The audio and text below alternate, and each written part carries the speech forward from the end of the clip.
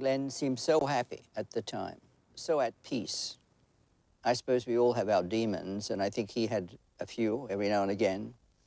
But I think it was a very special thing for him, a very special thing.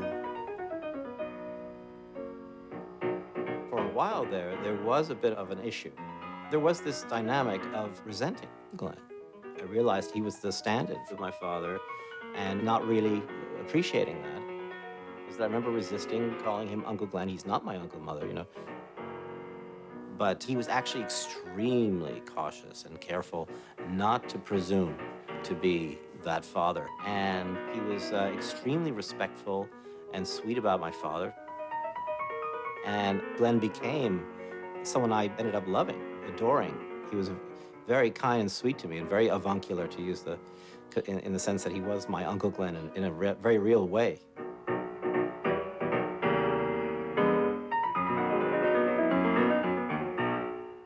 The flip side of the whole experience was, at the same time, going home to Dad. And this is Dad, this is the house he took in Fort Erie across the border.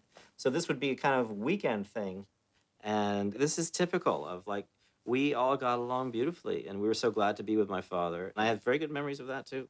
It was a very straightforward triangle. Triangles have happened since the cavemen, I suppose. I had differences with my husband. I left him. I fell in love with someone else. And in the meantime, my husband did his best to woo me back. There was really no great mystery to it.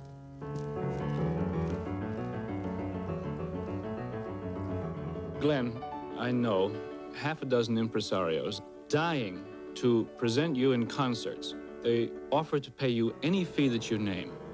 Why do you deny them all? Because it's not a very enticing prospect, John. It's a very flattering one, I suppose, but it's not an enticing prospect. The life of a glamorous concert artist? Is hideous, is dead, is part of the past. You know, it's very difficult to walk out on the stage and to perform. You are bearing your soul. You're bearing everything about you. It's like standing on a stage stark naked.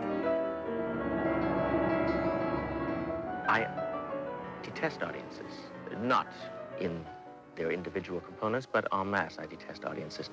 I think they're a force of evil. At the time that Gould stopped performing, of course, it was a very big deal, especially for someone who was celebrated, to even contemplate not having a regular concert schedule.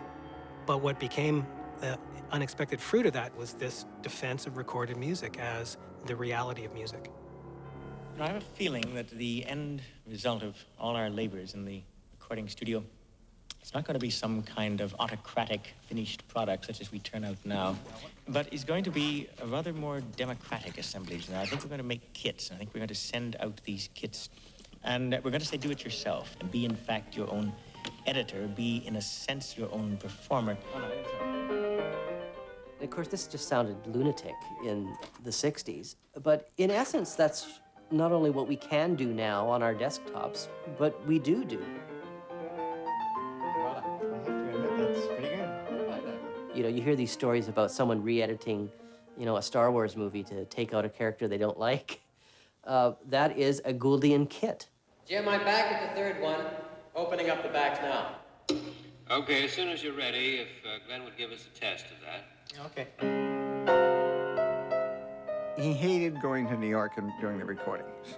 What they tried to do is set up a remote recording studio in Toronto. And Glenn bought all this equipment. At the time, it was state of the art. And Lauren asked me to help. And that's how I got involved. I was just arms and legs. Hello. Hello, Glenn. Okay, so you're going to buy the test. I would say probably the late 60s, early 70s was sort of the point in Gould's life where the most things were going the most right at the same time. He was enormously prolific in terms of the amount of recordings he was putting out. Cornelia Foss had moved to Toronto. Artistically speaking, and in some ways personally speaking, that was sort of his best and most productive time, where these control issues were paying some dividends, shall we say. Take down 1 and 2.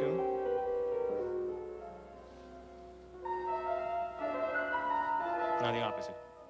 Glenn liked to control the situation. Mind you, he didn't try to control people, Take down 2, just leave 1. but he liked to control situations, particularly the ones that involved him. When we were doing editing and stuff on tapes, I mean, yes, I did all the editing, but he did all the marking and decided what takes went where. This is take 1. To be honest, Glenn was a bit of a control freak. Now, wait a minute. No, ooh, no, I don't. Hold it. Let me see. Start. There's no question that Gould's obsessiveness had serious downsides. After he quit concert life, he really was unwilling to say a word in public that wasn't scripted. He insisted on writing both the questions and the answers for an interview. And there are film productions of his where he is reading scripts off cue cards in which he's trying to be chummy and personable. What an odd instrument you've got there. I think it has a rather nice tone, actually. I'm talking about this thing now, which I don't know how to call it. Monsieur, you will not speak disrespectfully of a member of the family. How do you mean, member of the family? It is a boon traveling companion, without which I do not function. I cannot operate. It has been with me for 21 years. You've actually this given... thing, which is otherwise known as a chair. You've actually given concerts on this?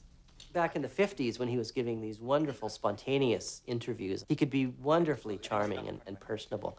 But when he put that personality through the ringer, he was, in some ways, becoming less interesting to look at and listen to by so heavily controlling and scripting himself.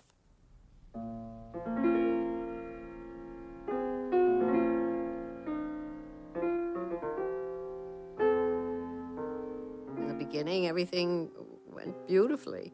But as time went on, the eccentricities became more and more important and overshadowed, really, his personality. The relationship with him, I think, must have been a little suffocating. On one hand, it was very intense. They just spoke every day for hours, but that's what I mean. He was known to speak for hours on the phone. She ended up relinquishing a part of herself and what she wanted to be in life for his sake. And I think it couldn't be any other way, is really what I'm saying. That's what Glenn needed. My life became more and more restricted as his paranoia became more evident. It really became impossible for me to do anything without being supervised, so to speak. Not being able to paint, which I really couldn't in Toronto, was a limitation I simply couldn't accept. He became more and more difficult, and I think that was due to the fact that he was taking antidepressants and anti-anxiety pills, and at the time no one really understood how tremendously dangerous these things were. And his personality began to change radically.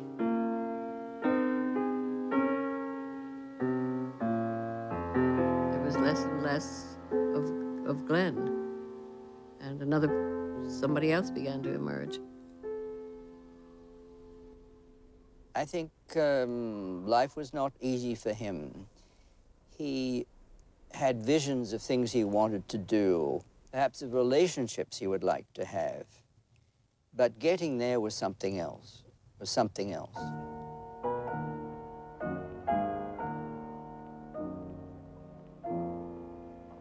I'm sure that he sensed that things were not going well.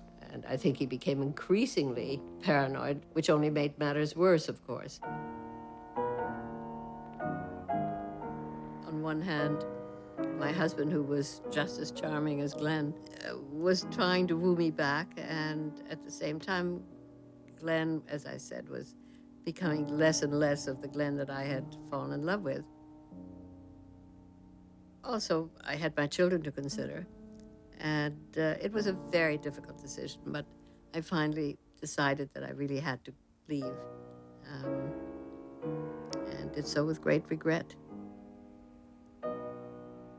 All I remember is being upset.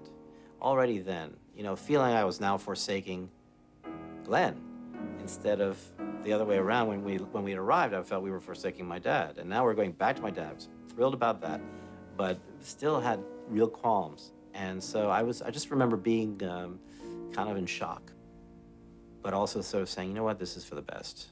It's for the best.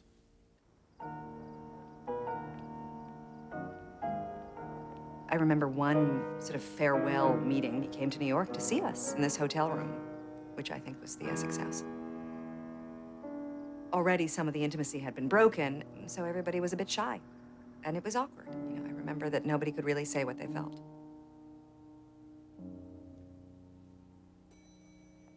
I had a strong feeling that this was a goodbye for all of us.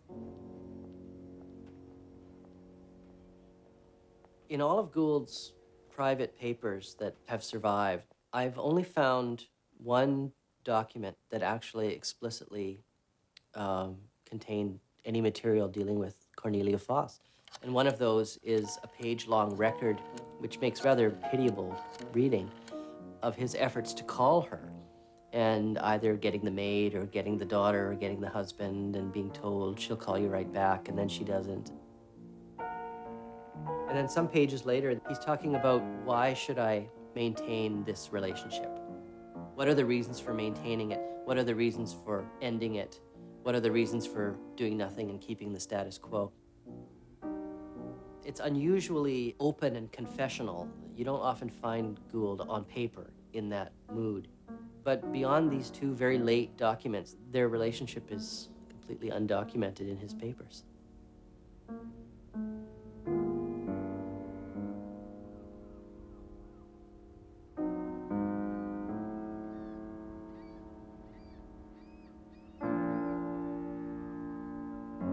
I did see Glenn one more time. The following summer, I had rented a house in Wainscott, that's in Long Island. Lucas and I were staying in separate houses, but we had pretty much gotten back together again. Glenn told me that he was coming down to see me. Well, he did not say, I'm coming down to see you in order to get you to come back. It turned out that that was the reason, but he didn't say that. And we went for a walk on the beach. And of course, by that time, he was even more eccentric than he had been when I first came to Toronto. And it was middle of the summer, and he was wearing his coat, yes, and he was wearing gloves, and he was wearing a hat, so it was a little odd. But we took a long walk on the beach, and he was very distraught. He very much wanted to have us come back and resume this relationship. And I realized I couldn't possibly do that.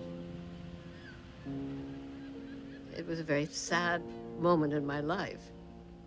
And that was the last time I saw him.